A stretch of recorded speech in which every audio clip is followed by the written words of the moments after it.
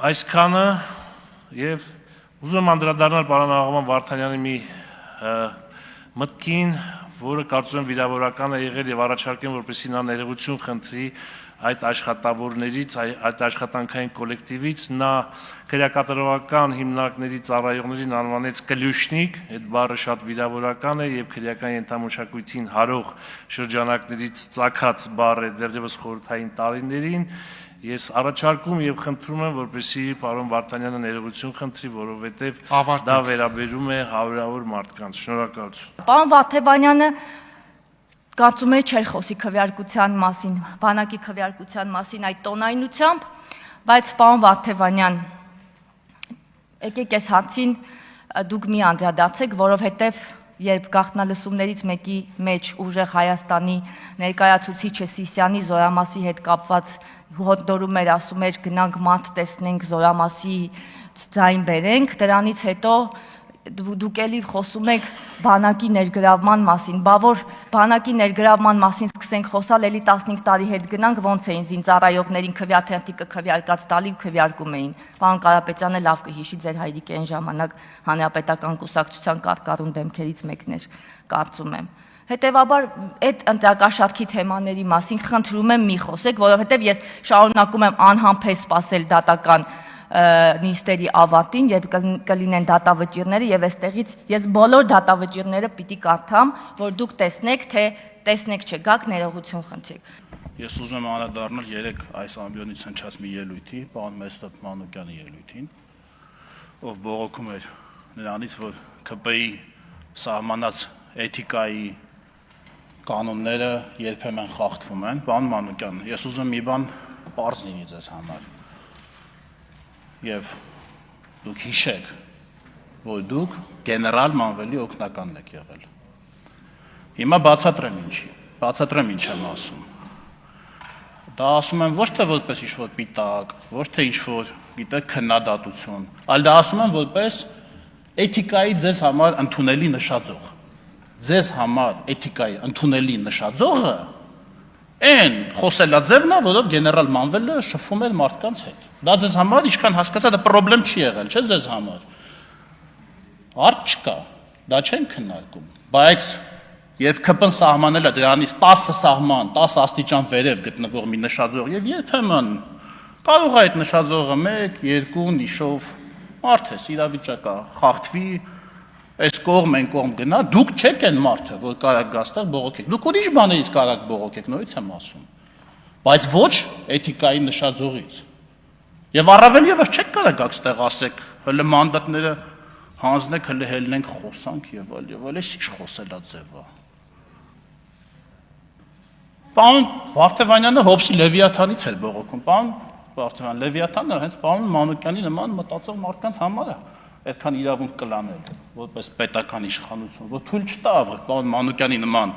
մտածող մարդիկ ասեն եկեք մանդատները դրեք, հելնենք խոսենք, լավա չասեք, եկեք համայնները հանենք, իջնենք ձոր։ Մի միջամտեք։ Ոչինչ չի արդարացնում, ոչինչ չի արդարացնում են, որ դուք ասում եք մանդատը հանենք, այսինքն մանդատը որ հիմա դրեցինք։ Դուրս եկանք, դուրս խոսացինք, ինչ պետք է անենք։ Ասենք ինչ պետք է անենք։ Կամ այդ գեներալ Մանվելի հետ որ գնում եք հարց լուծելու, ինքը պագոններն ու զենքերը թողում էր տունը։ Հա? Զուտ իր հեղինակությամբ եւ համոզիչ խոսքով լուծում էր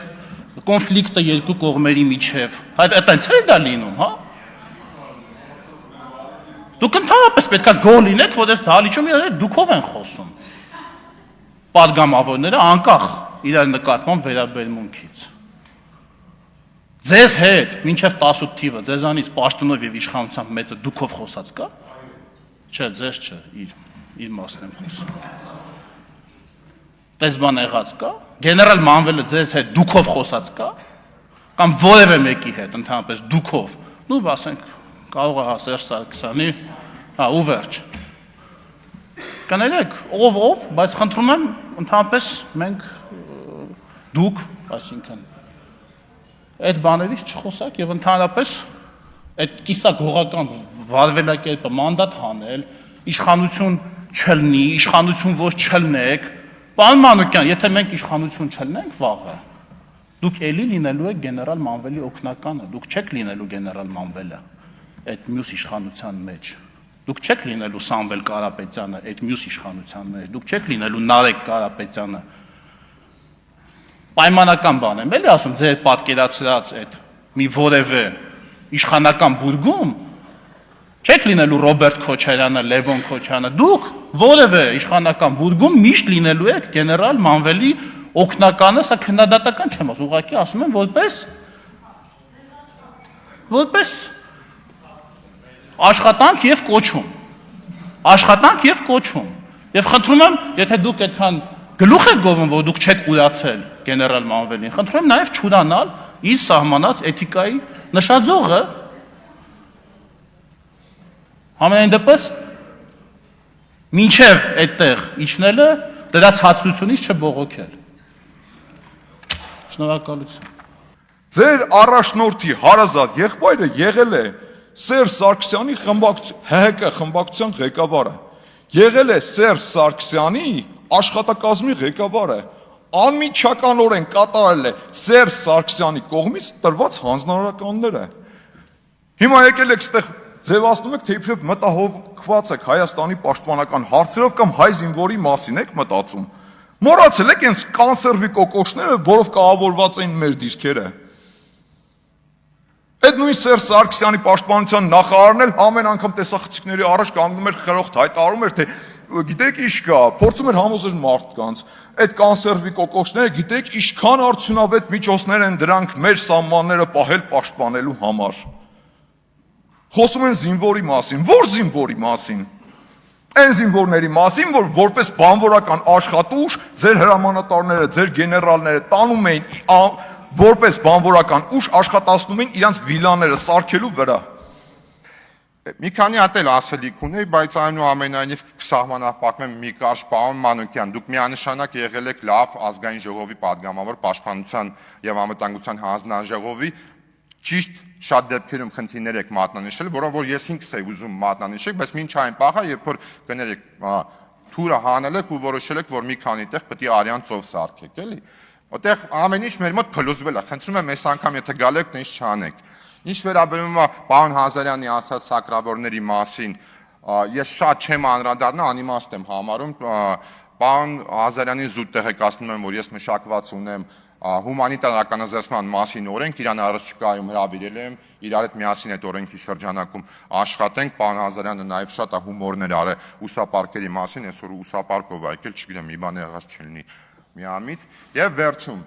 պարոն Կարապետյան, Տիկին Գրիգորյան, ես անկասկած վստահ եմ, որ այնուամենայնիվ հավանաբար դուք կունենաք քաղաքական որոշում առ այն, որ օրինակ իմ դեպքում ինչ չընտրել, հաշվի առնելով քաղաքական նպատակահարմարությունը եւ այդ թվում նաեւ ենթադրելով, որ եթե դուք ինձ ընտրեք, դա ինձ ինչ-որ լեգիտիմություն է ավելացնելու կամ պակասեցնելու, ամենևին ոչ, բայց ես ձեզ առաջարկում եմ, ավարտում եմ, ես ձեզ առաջարկում եմ հետեւյալը, որ քանի որ այնուամենայնիվ ես գիտեմ, որ ձեր մեջ կան մարդիկ, որոնք որ անձնապես կուզեն ինձ ընտրեն, եւ քաղաքական որոշման պարագայում կարող է որոշակի անհարմարություն լինի համար, ես ձեզ զուտ առաջարկում եմ, գուցե քննարկեք ազատ թողնել քվեարկությունը, եւ դա ինչու համար եմ ասում, իմ օգուտը դրանից որն անելու, ոչ թե լեգիտիմության ավելանալ թե պակասել ու ներողություն եմ խնդրում, ավարտում եմ, այլ յուրաքանչյուր ավել քվեն ինձ համար լինելու է էլ ավելի մեծ պարտավորություն իմ աշխատանքը ավելի արդյունավետ կատարելու համար։ Այսքանը շնորհակալ եմ։ Շնորհակալություն, հարցի քննարկումն ավարտվեց։